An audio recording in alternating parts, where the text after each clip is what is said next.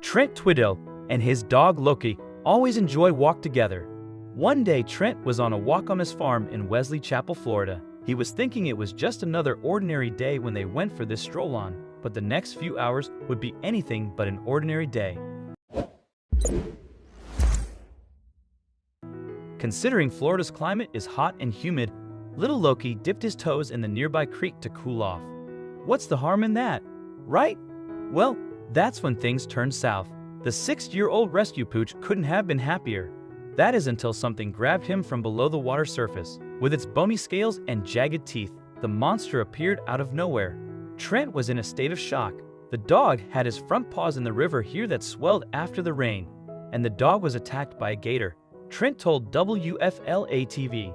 An enormous gator about 13 feet long pulled little Loki into the water. The former Army Staff Sergeant didn't hesitate and snatched the dog's collar. The little brown and white pup with a black spot over his left eye was Trent's pride and joy.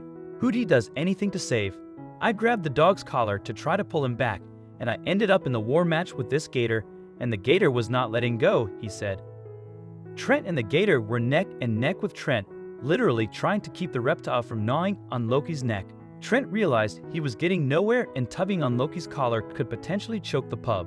Trusting his gut, Trent let the collar go before leaping into the water. It was time for Plan B. So I let go of the collar and I got about knee-deep into the water and started pounding on a gator's head until he eventually let go. Trent continued.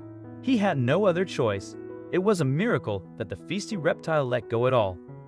Alligators have a chomp measuring 2,125 pounds per square inch psi of force. For reference, humans have an average bite measuring just 150 pounds per square inch of force. If Trent hadn't acted so fast, well, Loki might have been chopped meat. With a jaw that strong, it's an absolute marvel that it didn't happen. But Loki didn't exactly escape scot-free. While Trent was lucky enough to get out with only a few scratches, the poor canine's front leg was nearly severed. He underwent emergency surgery, which felt like a nightmare. When I pulled him back up, the bones were out and it looked like the arm was just hanging by a shred, Trent explained. It was a particularly horrific sight for the dog's dad, who considers Loki his family. Loki's emergency surgery was very Frankenstein-esque. They put metal plates and screws in and were able to reconstruct it that way.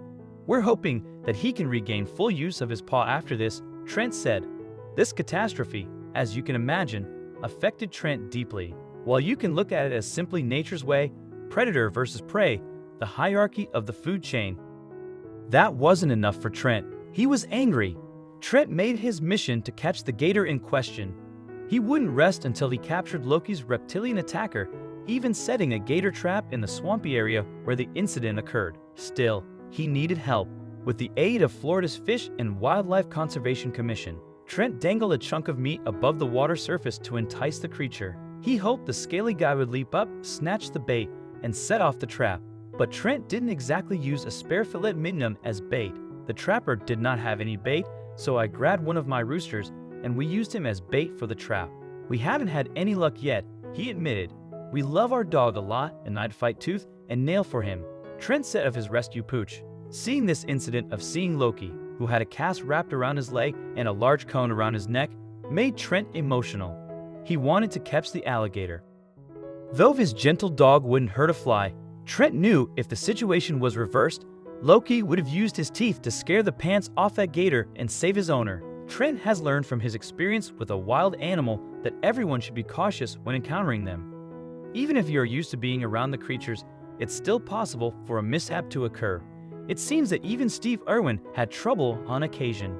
After all, how else would a man narrowly avoid a crocodile bite with only a surprise crikey as a response? I hope you liked this video. Please share it and subscribe to our channel.